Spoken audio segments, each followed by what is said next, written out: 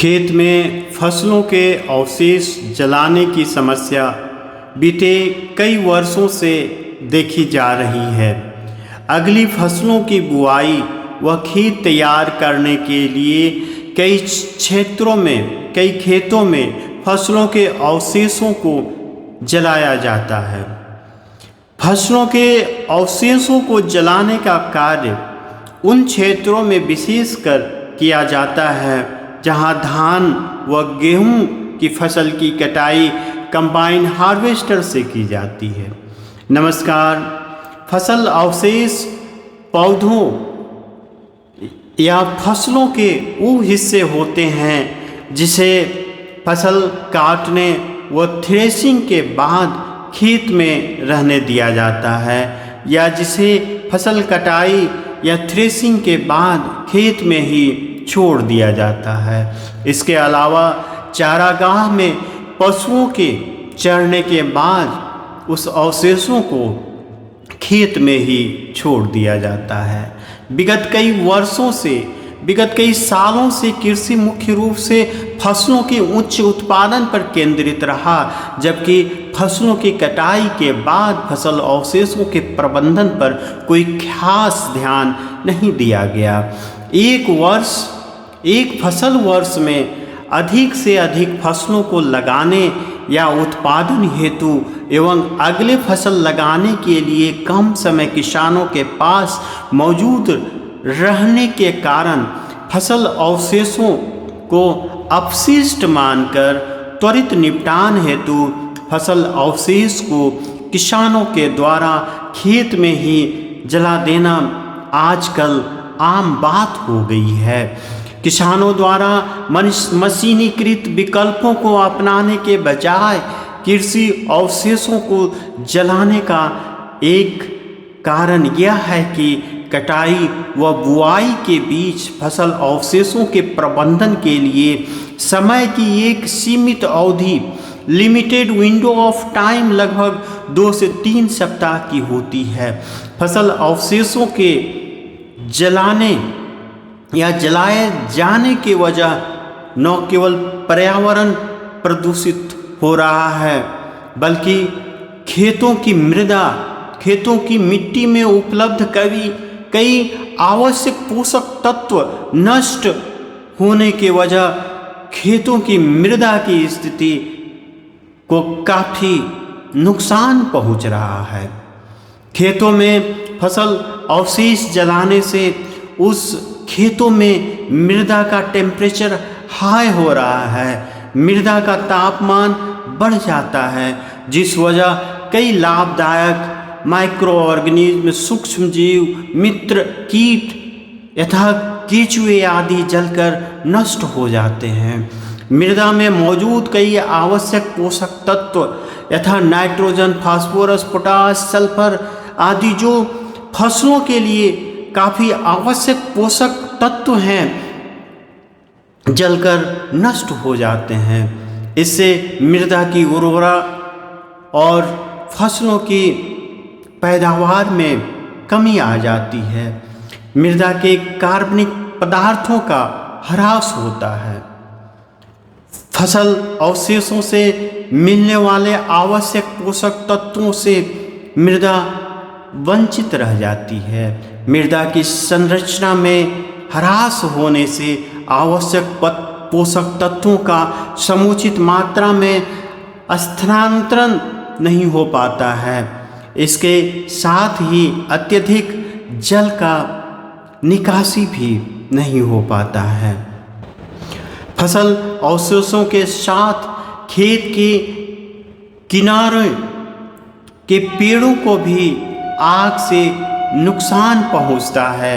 एक शोध पत्र में यह अनुमान लगाया गया है कि 1 टन फसल के अवशेषों को जलाने से लगभग 5.5 kilogram nitrogen, 2.3 kilogram phosphorus, 25 kilogram potassium और 1.2 किलोग्राम सल्फर का पोषक तत्वों का नुकसान होता है। इसके अलावा ऑर्गेनिक कार्बन का पूरा नुकसान होता है, साथ ही वातावरण प्रदूषित होता है और ग्रीन हाउस गैसों के उत्सर्जन में वृद्धि जलवायु परिवर्तन का कारण बनती है। इसके साथ ही फसल अवशेष जलाने से वातावरण में कई हानिकारक गैस यथा carbon dioxide, carbon monoxide, nitrous oxide आदि की मात्रा बढ़ जाती है, जिससे वातावरण प्रदूषित होता है। जलाए गए प्रत्येक टन अवशेष के लिए 2.3 किलोग्राम मीथेन गैस उत्सर्जित होता है। सल्फर डाइऑक्साइड, नाइट्रस ऑक्साइड के कारण आँखों में जलन होती है। फसल अवशेषों को जलाने से बायोमास का नुकसान होता है। ग्रीन हाउस गैसों के अधिक मात्रा में उत्सर्जन से वैश्विक तपन बढ़ रही है। यह प्रदूषण की वृद्धि में बहुत ही महत्वपूर्ण योगदान देता है। फसल अवशेष जलाने पर धुएं के कारण स्मोग जैसी स्थिति उत्पन्न हो जाती है, जिस वजह सड़क पर वाहनों के टकराने वह सड़क दुर्घटनाएं की संभावनाएं बढ़ जाती है। नवंबर 2022 में लेन आर इटॉल के द नेचर में published article air quality impacts of crop residue burning in India and mitigation alternatives के अनुसार फसल अवशेष जलाने से वायु की गुणवत्ता खराब होती है और भारत पर स्वास्थ्य संबंधी बोझ बढ़ता है। सरकारी प्रतिबंधों एवं अन्य हस्तक्षेपों के बावजूद यह प्रैक्टिस व्यापक रूप से जारी है। 2003 से 2019 तक पाए कि कृषि अवशेष जलाने से प्रतिवर्ष 40,000 से 98,000 पार्टिकुलेट मैटर एक्सपोजर से संबंधित असामयिक मौतें प्रीमेच्योर डेथ्स होती हैं, जिनमें से पंजाब, हरियाणा व उत्तर प्रदेश का योगदान 67 से 90% है। अपेक्षाकृत उच्च जनसंख्या घनत्व, कृषि उत्पादन और अवशेष प्रदान फसलों, cultivation of residue intensive crops की खेती के संयोजन के कारण अकेले पंजाब के 6 जिले अवशेष जलाने से भारत में होने वाले वार्षिक वायु गुणवत्ता प्रभाव में 40% योगदान देते हैं। Long term exposure to ambient fine particulate matter के लंबे समय तक संपर्क में रहने से श्वसन व हृदय संबंधी बीमारियां जैसे स्वास्थ्य जोखिम बढ़ जाते हैं, जिसके परिणाम स्वरूप हर साल दुनिया भर में 4 मिलियन से अधिक असामयिक मौतें प्रीमेच्योर डेथ्स होती है। इनमें से 10 से 25% भारत में होने का अनुमान लगाया गया है। अस्थमा एवं दमा जैसी सांस से संबंधित बीमारियों के मरीजों को काफ़ी परेशानियों का सामना करना पड़ता है। साथ ही इन रोगों के मरीजों की संख्या में तेजी से वृद्धि हो रही है। इकोनॉमिक सर्वे ऑफ इंडिया 2020 के अनुसार भारत में फसल अवशेष उत्पादन की कुल मात्रा 1950 से 1951 में 80 मैट्रिक टन से बढ़कर 2017 से 2018 में 520 मैट्रिक टन हो गई है। दुनिया भर में दूसरे सबसे बड़े फसल उत्पादक के रूप में भारत सालाना लगभग 500 मिलियन मैट्रिक टन फसल अवशेष उत्पन्न करता है, जिसमें से 100 मैट्रिक टन जला दिया जाता है। हाल के वर्षों में फसल अवशेष जलाने से उत्तरी भारत में PM 2.5 कंसंट्रेशन का स्तर विश्व स्वास्थ्य संगठन WHO के सुरक्षा दिशा निर्देशों से 15 से 45 गुना अधिक हो गया है। अवशेष जलाने की प्रैक्टिस ज़्यादातर उत्तर पश्चिमी भारत में मुख्य रूप से गेहूं की कटाई के बाद अप्रैल मई के महीने में यानी मानसून से पहले, और धान की कटाई अक्टूबर नवंबर के महीने में अर्थात मानसून के बाद होती है। सरकार द्वारा कृषि क्षेत्रों में आग लगने की घटनाओं को कम करने के लिए बनाए गए मौजूदा नियम, जिनमें फसल अवशेष प्रबंधन, फसल अवशेष जलाने पर प्रतिबंध और जुर्माना शामिल है, परंतु उत्तर पश्चिमी भारत में प्रमुख धान गेहूं चक्रीय फसल प्रणाली rice wheat rotation cropping system के तहत कटाई से बुआई तक के ट्रांजिशन की टाइट शेड्यूल ने वैकल्पिक तरीकों को अपनाने की दर को सीमित कर दिया है। धान की कटाई व गेहूं की बुआई के बीच की सीमित समय सीमा किसानों को फसल अवशेष प्रबंधन के वैकल्पिक तरीकों को अपनाने से अवरुद्ध कर देती है। फसल अवशेषों को जलाने से फसल अवशेषों का सस्ता और तेज निपटान संभव हो जाता है। इसलिए यह एक रेकरिंग इशू, यह एक आवर्ती समस्या बनी हुई है।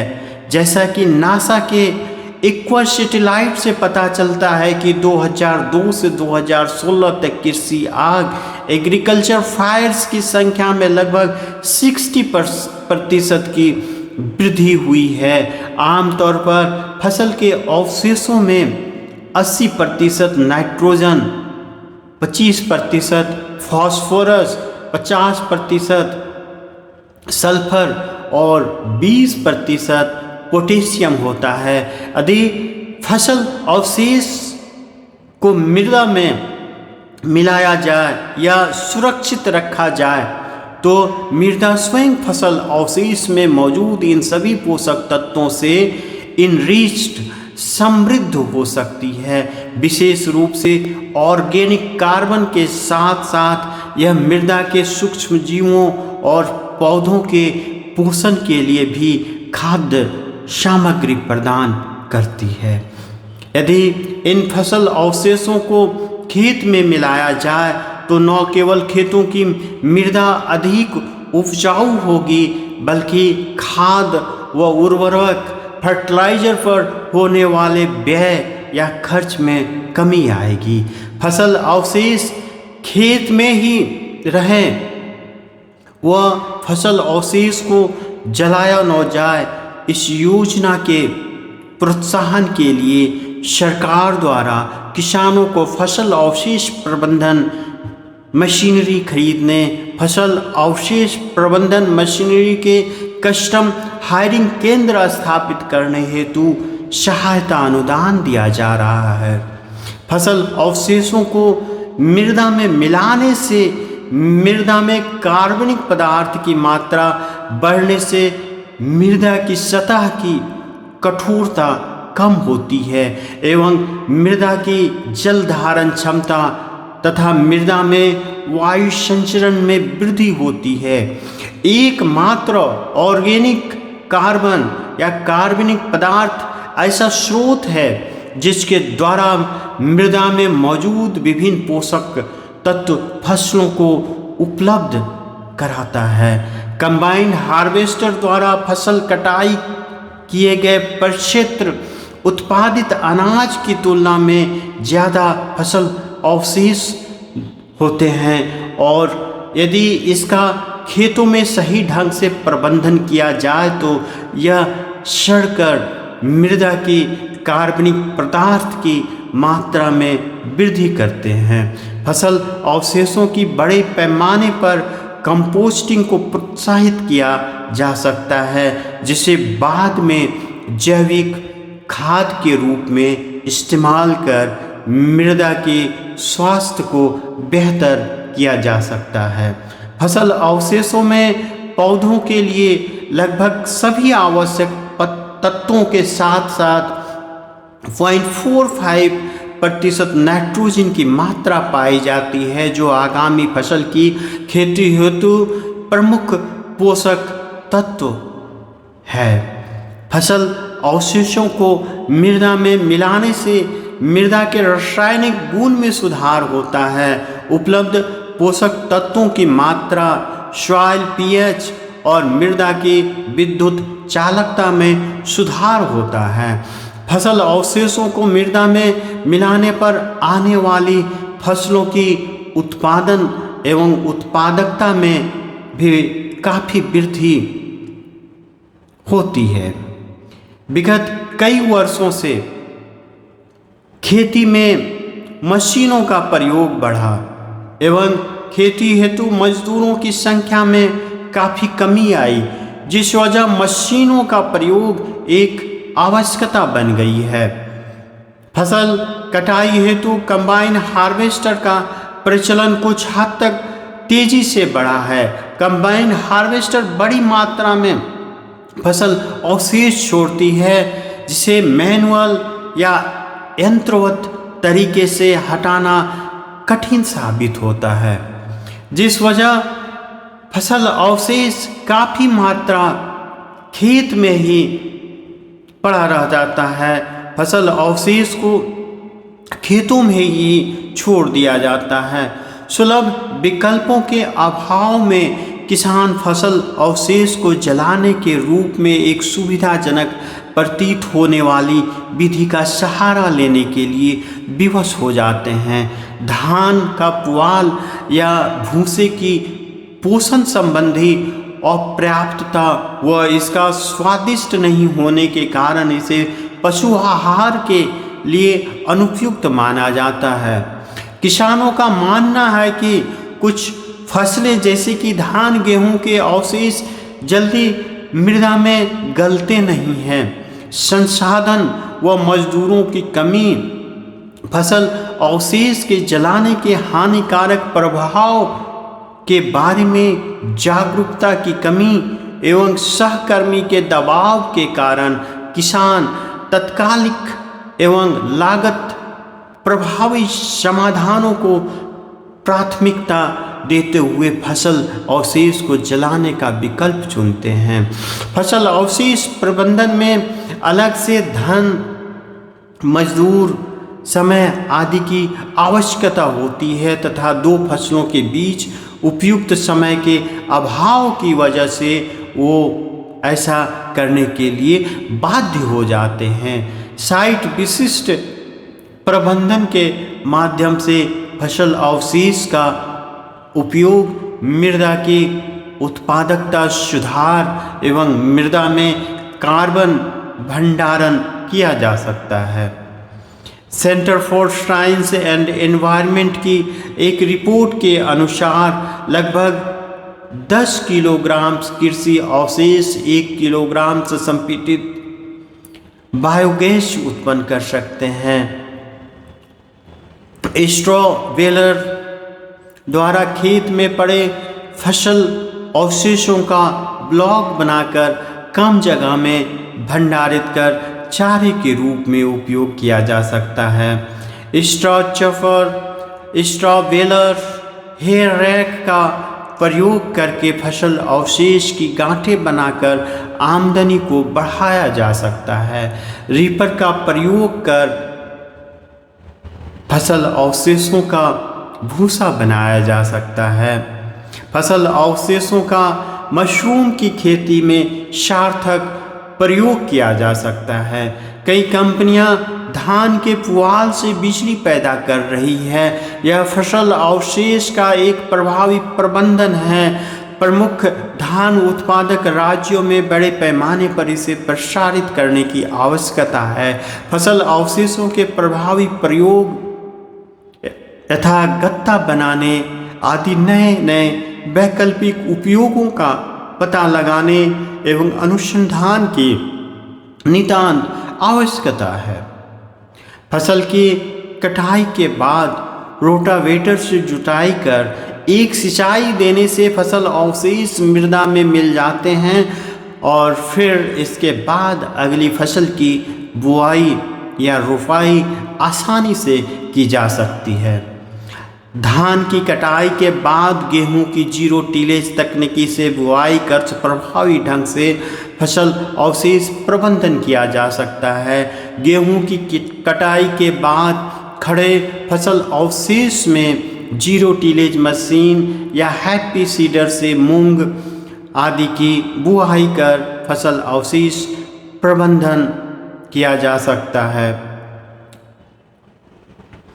फसल अवशेषों का उपयोग कागज उद्योग में कच्चे माल के रूप में किया जा सकता है।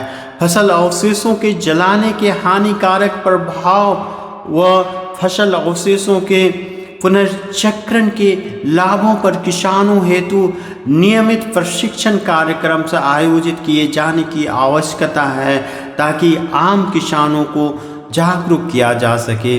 फसल अवशेषों को जलाने के समस्या के समाधान के लिए प्रशासनिक प्रयासों, तकनीकी हस्तक्षेप व किसानों की भागीदारी के एकीकरण की आवश्यकता है। उन्नत फसल अवशेष प्रबंधन स्ट्रेटजी के माध्यम से न केवल प्रदूषण से निपटान किया जा सकता है बल्कि टिकाऊ कृषि प्रणाली का मार्ग भी प्रशस्त किया जा सकता है।